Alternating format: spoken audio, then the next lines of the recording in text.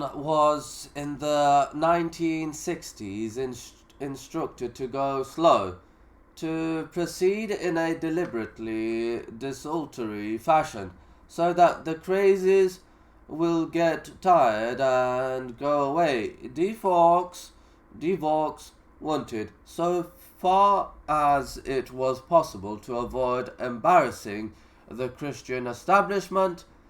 Some of the Qumran material was clearly deemed capable of doing precisely that. Scrollery was a large room containing some 20 trestle tables where scroll fragments were pressed under sheets of glass.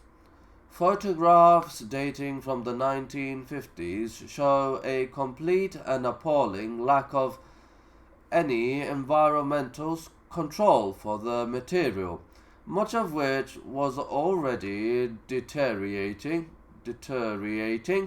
Windows are open, for example, curtains blowing in the breeze. No attempt has been made to exclude heat, humidity, wind, dust, or direct sunlight. It is all a far cry from the conditions in which the scrolls are housed today. They are now in a basement room under a special amber light. Temperature and humidity are rigorously controlled. Each fragment is held between sheets of thin silk stretched in perspex frames. It was certainly convenient for DeVaux that until 1967 the Rockefeller Museum lay in the Jordanian territory of East Jerusalem. Israelis were forbidden to cross into the sector, and this provided the anti-Semitic DeVaux with a handy pretext to exclude Israeli experts, even though his team of international scholars was supposed at least theoretically to reflect the widest diversity of interests and approaches.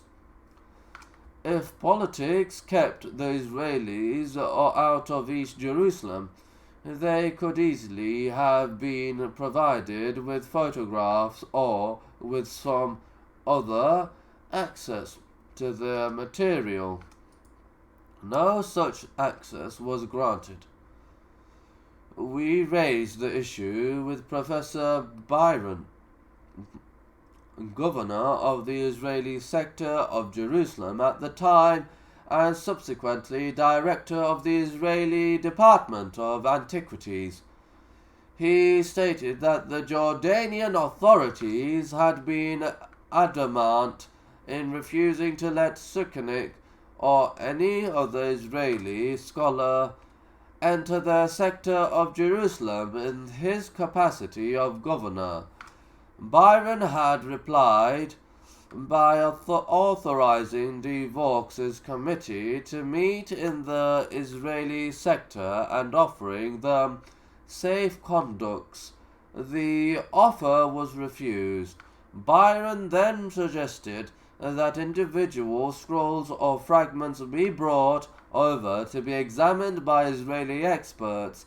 This suggestion was similarly rejected. Of course they could have come, Professor Byron concluded, but they felt that they had possession of the scrolls and would not let anyone else take them. In the existing political climate, the scrolls